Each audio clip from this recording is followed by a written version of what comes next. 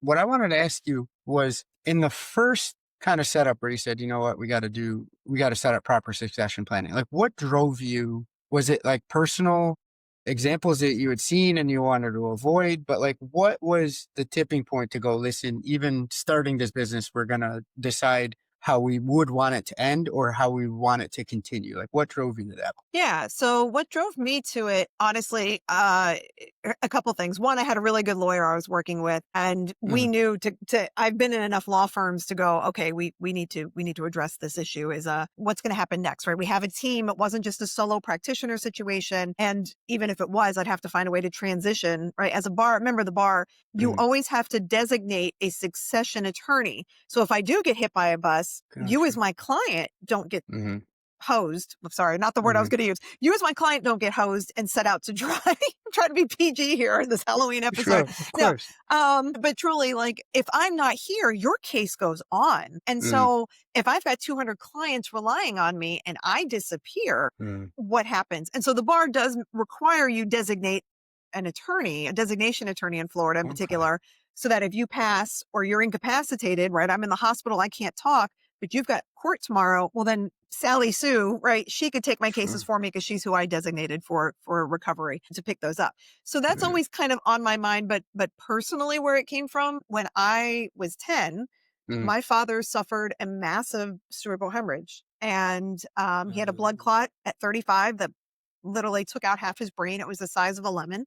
Excuse me. It left him in a coma for 10, 11 months in a persistent vegetative state. And my dad happened to be a lawyer. He was in criminal law at the time, and a really, really good lawyer. And mm, suffice it to say, he never practiced again. Right. mm, And so they had to pick up the pieces and figure that out. But on the personal side, here we were, and disability insurance in place and no mm, planning in place. mm, And where mhm, do you go from there? And so sadly, due to life experience, I think it's mostly been ingrained in me of, okay, let's have the tough conversation because good stuff and bad stuff's going to happen. And you make it sure. through the bad stuff by weathering the storm now. You don't have to worry about everything, but you should consider it and at least it's kind of like GRC planning, right? It's Yeah.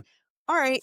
Different scenarios are going to come up. Nobody had on their bingo card lemon sized tumor blowing up in brain, and long story short, my dad is still my kid to this day. So I am my caregiver for my dad. He just had his Sure. birthday this week. He's 73 years old and, he's alive, but he can't take Yeah. care of himself. Right. Sure. So, I now have to have planning in place for me and my Mm, family.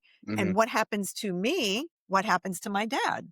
mhm, Who's going to take care of him when I go? Because you mm, never know if I get hit by a bus and he's still healthy, right? He's healthy and yeah. he's in a wheelchair and in a nursing home, but he needs somebody to pay his bills and get him certain supplies and take care of things. And we are extremely engaged with him.